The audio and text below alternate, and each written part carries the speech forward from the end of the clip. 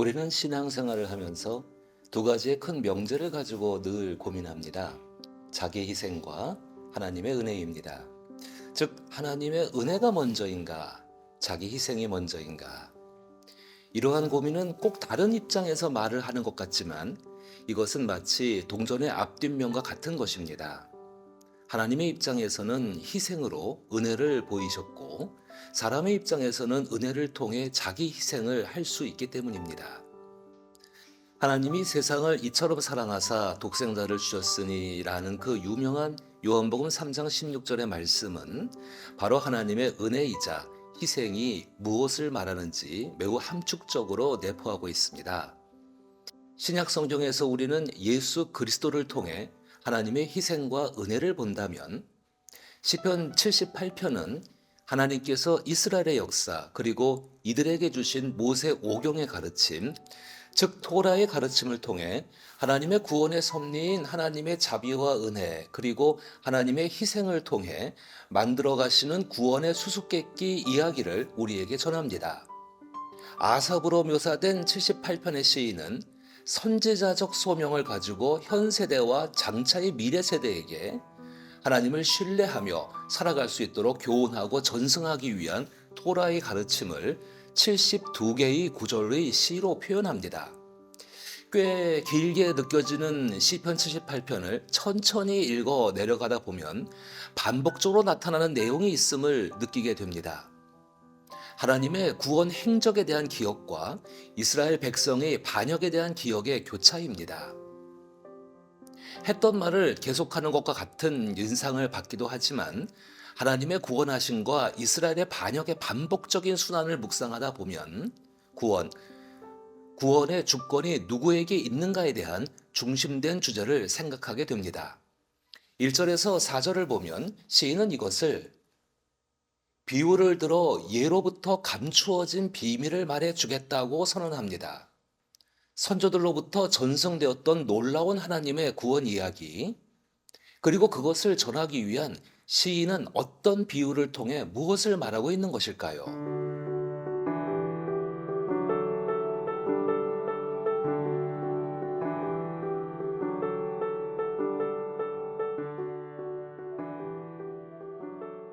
5절에서 8절까지를 보면 시인이 전하고 있는 비유는 현 세대와 장차 태어날 미래 세대에게 우리들의 소망을 하나님께 두며 하나님께서 행하셨던 일들과 하나님께서 주신 가르침들을 기억하여 지키게 하므로 조상들처럼 완고하고 패역하여 하나님의 인격에서 분리되는 존재가 되지 않도록 하기 위해 토라의 교훈을 전하는 것이라고 말합니다. 이에 시인은 이스라엘 조상의 역사 중에 완고하고 패역하여 하나님의 인격에 분리된 존재로 에브라임 자손을 비유로 들어 교훈을 이어갑니다. 이 에브라임 자손은 하나님의 언약을 지키지 않았고 율법을 준행하는 것을 거절하였으며 하나님께서 행하신 일들을 잊었기에 전쟁의 날에 물러갔도다, 즉 패배했다고 증언합니다. 여기서 에브라임 자손은 북이스라엘을 의미합니다. 이들이 전쟁의 날에 물러갔다고 표현한 것, 그리고 67절, 68절에서 에브라임 지파를 택하지 아니하시고 유다 지파와 시온산을 택하셨다라는 표현을 보았을 때 북이스라엘이 아수르 제국에 의해 멸망당한 것을 염두하여 다윗 왕조와 예루살렘을 중심으로 이스라엘의 명맥을 유지하시려는 하나님과 이스라엘 백성과의 관계를 강조하며 하나님의 구원사에 대한 신비를 전하고자 한 것으로 보입니다. 즉, 북이스라엘의 패망을 비유로 토라의 핵심이 무엇인지를 전하고자 하는 것이죠. 그래서 보통 1절부터 11절까지를 이 시의 서론이라고 부르기도 합니다. 그리고 12절부터 72절까지는 과거사를 통해 교훈을 얻고자 하는 시인의 의도가 담긴 이스라엘 역사에 대한 반성적인 성찰이 담겨 있습니다. 이 부분은 크게 두 부분으로 나눠서 전개가 되고 있는데요. 그 구원의 과정에는 징계와 심판이 포함되어 있습니다. 그러나 이 시인의 진짜 의도는 하나님의 징계와 심판을 가르치려는 것이 아닙니다.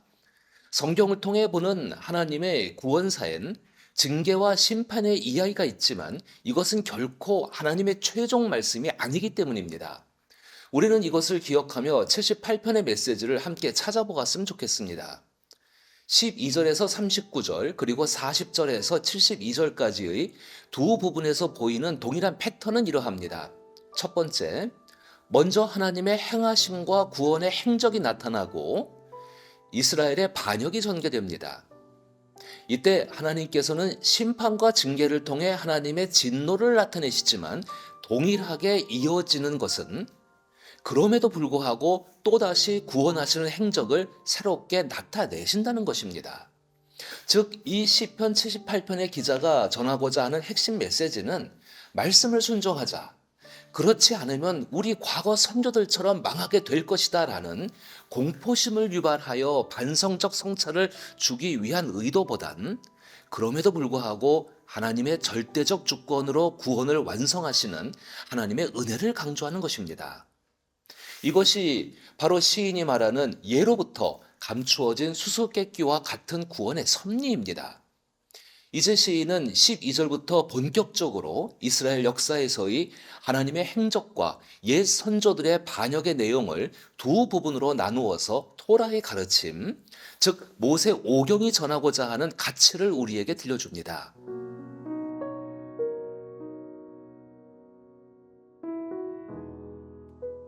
12절부터 16절까지는 하나님께서 어떻게 이스라엘과 함께 하셨는지를 기억하는 부분입니다. 하나님께서 이집트에서 노예 생활하며 고통으로 부르짖던 이스라엘을 구원하실 때에 폭풍을 동반하셔서 홍해를 가르시고 마른 땅을 걷게 하시는 기적으로 함께 하셨습니다. 그리고 이들이 광야를 지나갈 때는 낮에는 뜨거운 태양으로부터 보호하시려고 구름으로 함께 하셨고 밤에는 불을 통해 빛을 내어 이들을 안전하게 인도해 주셨습니다. 그리고 척박한 광야에서 이들이 마실 물을 위해 바위를 쪼개어 시내를 흐르게 하셨습니다. 즉 하나님께서 이스라엘을 구원하시고자 작정하셨을 때는 하나님의 모든 권능을 동반하셔서 이들을 보호하시고 이스라엘이 하나님의 인도를 받으며 걸어가는 모든 발걸음 속에서 그들에게 필요한 모든 것을 넉넉히 제공해 주셨습니다. 그러나 17절에서 20절을 보면 이들은 하나님께서 베푸신 기적적인 일들을 경험했으면서도 당장의 배고픔이라는 불편함 앞에서 하나님께서 이 광야에서 먹을 것을 베푸실 수 있는지, 그리고 더 욕심을 내어 떡을 넘어서 고기를 내실 수 있는지 하나님을 오히려 시험했다 말합니다. 이러한 이들의 탐욕과 하나님을 시험한 일들은 시인이 표현하기를 하나님의 진노를 샀다고 말합니다. 그리고 하나님의 진노의 이유는 이들의 욕심에 대한 것이라기보다 하나님을 믿지 않고 하나님의 구원을 의지하지 않았기 때문이라고 말합니다. 여기서 시인이 강조하고자 한 메시지가 바로 이것입니다.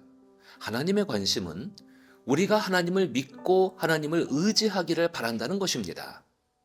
하나님은 이들의 믿음 없음과 하나님에 대한 시험 그리고 불평과 원망 앞에서도 하나님은 하늘을 여시고 오전에는 만나를, 저녁에는 메추라기를 주셔서 바다 모래같이 내려주셔서 그들의 원대로 먹고 배부르게 해주셨습니다. 저는 여기서 아버지 하나님의 인격을 느낍니다. 이들은 자유를 원했기에 하나님께서는 이들을 자유자가 될 수 있도록 이집트로부터 구원하셨지만 이들은 배고픔 앞에 하나님을 너무도 쉽게 원망합니다.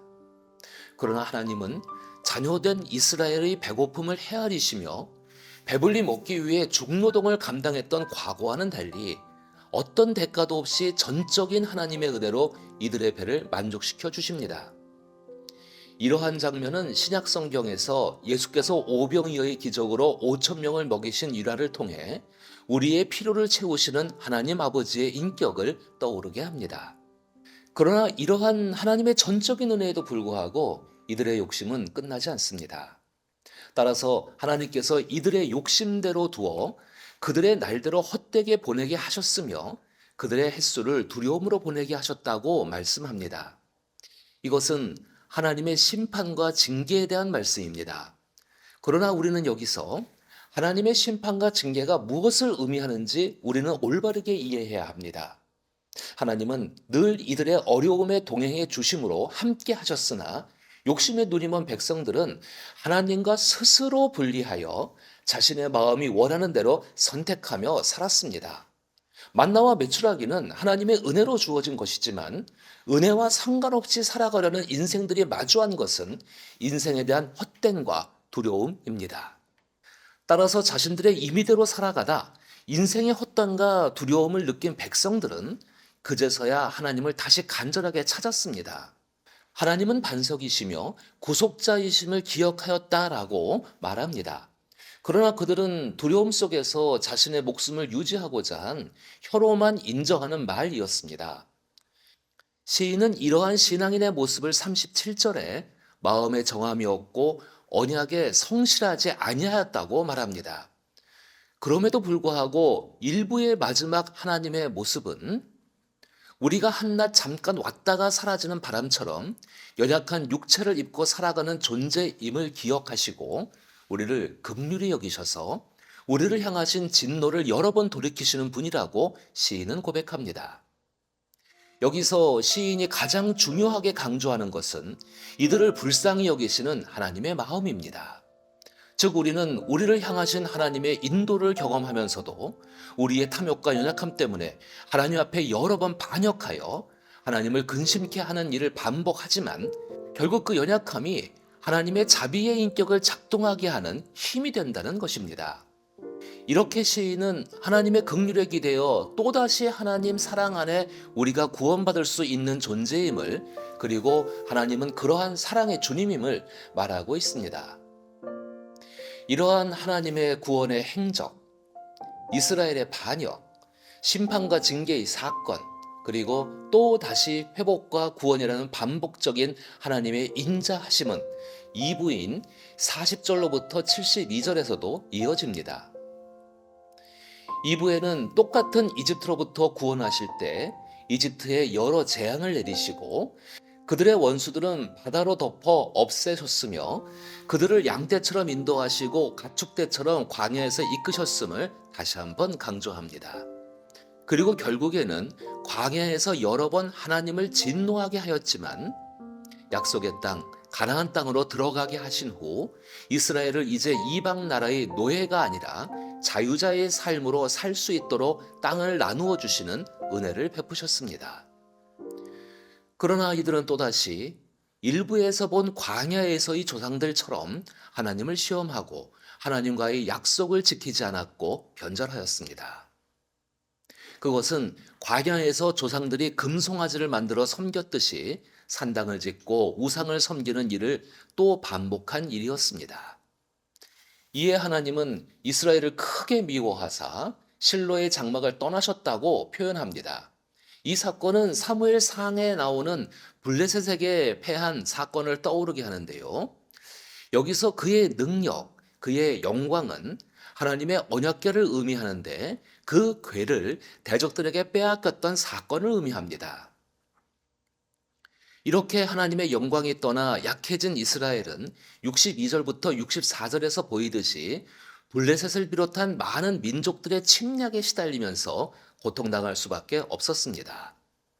그러나 65절부터 72절은 또다시 하나님은 이스라엘을 회복하시기 위해 새로운 계획을 세우십니다. 결국 하나님은 이스라엘을 고통 가운데 방치하지 않으시고 용사처럼 잠에서 깨어나십니다. 이제 67절에서 72절은 이 비유를 통한 교훈의 결론을 담고 있는 것인데요. 이스라엘의 반역과 회복, 그러나 또 반역하는 이스라엘에게 이제 하나님은 유다 지파라는 한 지파와 시온산, 즉 예루살렘을 택하셨고 그 중에 양을 기르던 목동이었던 다윗을 택하셔서 이스라엘을 기르게 하셨다고 표현합니다. 하나님께서 그렇게 하신 이유는 72절의 표준 세번역 버전에 의하면 한결같이 변하지 않는 마음과 지혜가 있었기 때문이라고 말합니다. 이것은 하나님께서 이스라엘에게 기대하셨던 관계성이었습니다. 북이스라엘을 상징하는 에브라임 지파의 대표적인 인물이었던 사울과 유다 지파의 대표적인 인물인 다윗을 기억한다면 에브라임 대신에 유다 지파 그리고 그 중에 하나님을 향한 한결같은 마음과 슬기로운 사람인 다윗을 통해 이스라엘을 지도하도록 하셨다는 결론은 이스라엘이 수도 없이 반복적으로 하나님께 돌아설지라도 하나님께서는 당신의 성실하시고 변화없으신 인격으로 반복적으로 은혜를 베푸시는 분임을 보여주고 있습니다. 반복적인 용서와 함께 하나님과 그의 백성의 약속과 역사를 계속 이어나가기 위한 하나님의 주권적인 자비로운 은혜입니다. 시편 72편이 요약해주는 이스라엘의 역사와 하나님의 구원사 이야기는 오늘날 하나님과 우리 인간 사이에 여전히 계속되고 있다는 것을 우리는 기억해야 합니다. 그렇기 때문에 우리는 어떤 상황에서도 하나님 앞에서 결코 교만이나 자랑할 수 없습니다. 이것은 마치 시편 78편이 증언하는 이스라엘처럼 우리가 예수 그리스도의 십자가 은혜를 힘입어 신앙을 갖게 되었다가도 돌아서면 은혜보다 나의 어떠함으로 살아가려는 그저 육체이며 가고 다시 돌아오지 못하는 바람과 같은 연약한 존재임을 하나님은 알고 계시기 때문입니다.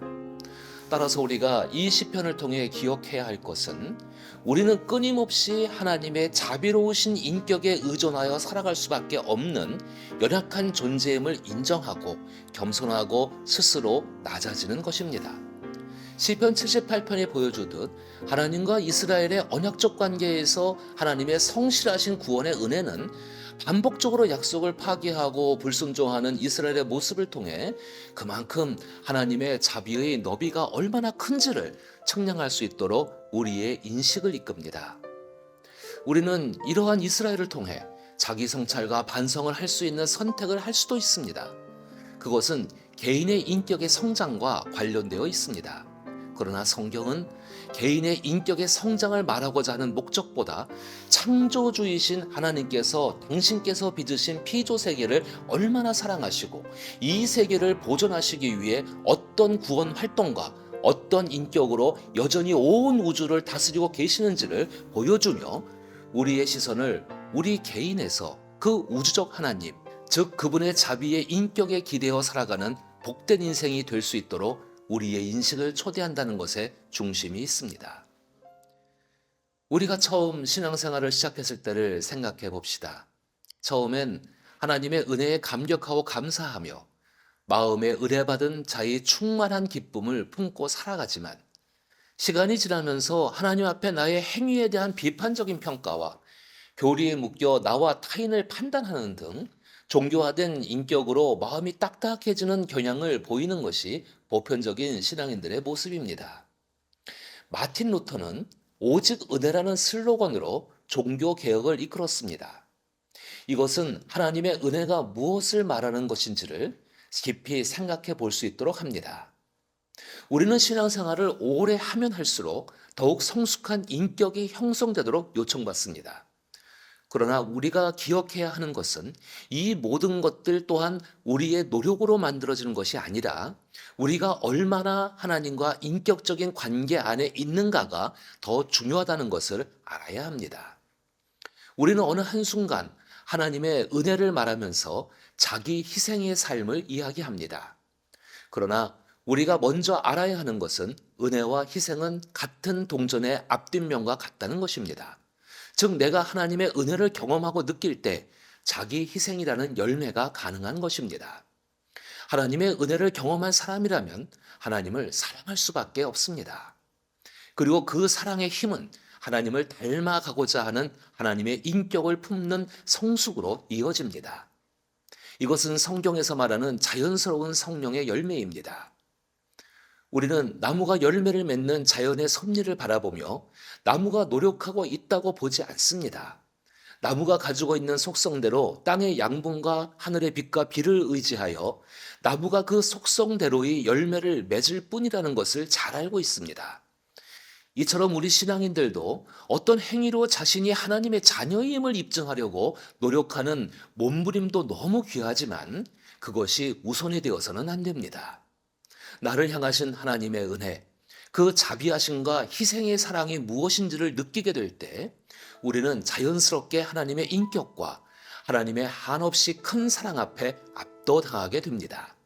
그리고 그 압도함에 우리는 변화되기 시작하고 자연스럽게 마음에 하나님의 인격을 내면화하기 시작하는 것이지요. 이 내면화된 인격은 자연스럽게 하나님의 속성, 즉 성경에서 말하는 성령의 열매를 맺게 되며 하나님께서 세상을 사랑하시듯 나 또한 세상을 품는 인격으로 성장하게 되는 것입니다. 우리는 시편의 묵상을 통해 중반을 달려오면서 다시 한번 하나님의 인격을 목도하게 됩니다. 우리 인생에 찾아오는 여러 고통의 순간들을 하나님과의 관계 안에서 해석해 오려고 발버둥치던 신앙의 선조들의 지혜와 함께 그 안에서 하나님께서 이들의 삶을 어떻게 이끌어 오셨는지를 보면 오직 하나님의 자비하신 인격 속에 이루어진 것임을 알 수 있습니다. 고통 앞에 하나님을 원망하기도 하고 하나님께 이기적이게 요구하게 되기도 하고 고상하고 완전한 모습으로 하나님께 서 있지 못할지라도 나를 통한 하나님의 일하심은 하나님의 자비하심이란 속성으로 계속되고 있다는 것입니다. 우리는 아삽의 시편을 통해 하나님께서 고통 가운데 침묵하신 듯한 상황에서 걷잡을 수 없는 공황과 분노 그리고 여러 괴로움으로 뒤섞인 신앙의 선조들의 목소리를 들으며 그 자리에서 우리의 모습을 발견합니다. 그러나 하나님께서는 우리가 주일 성수를 잘하는 것, 헌금을 잘 내는 것, 말씀 앞에 얼마만큼 성숙한 인격을 가지고 거룩한 삶을 준수하며 살아가는지 철저히 계산하시면서 심판하시고 징계하시며 우리를 성장시킨다고 오해하며 신앙생활을 하지만 이러한 생각을 전복시킨 분이 바로 예수 그리스도이심을 기억하십시오. 하나님의 오래 참으심과 자비하심으로 우리의 삶이 지탱되고 하나님의 인격으로 회복된다는 것을 우리는 예수 그리스도를 통해 배우고 발견하듯이 시편 78편을 통해 반복되는 불순종과 반역에도 불구하고 이스라엘을 오직 하나님의 자비하심으로 이끄시는 하나님을 우리는 바라보며 겸손히 하나님께로 나아가야 합니다. 이렇게 고통 가운데서도 하나님의 인격이 결국 우리의 인생을 다시 회복시킬 것이라는 믿음으로 자책과 울분과 혐오의 삶에서 이제는 하나님의 인격에 기대어 장차 올 회복의 삶을 기다릴 수 있는 부활의 삶을 살아내야 합니다. 이것이 바로 하나님의 은혜를 힘입어 예수 그리스도의 희생을 힘입어 살아가는 믿음의 여정인 것이며 고통 가운데에서 하나님과의 인격적 관계에 기대어 하나님의 또다시 회복해 하심을 기대하는 신앙인들이 많아지기를 나사렛 예수의 이름으로 축복합니다.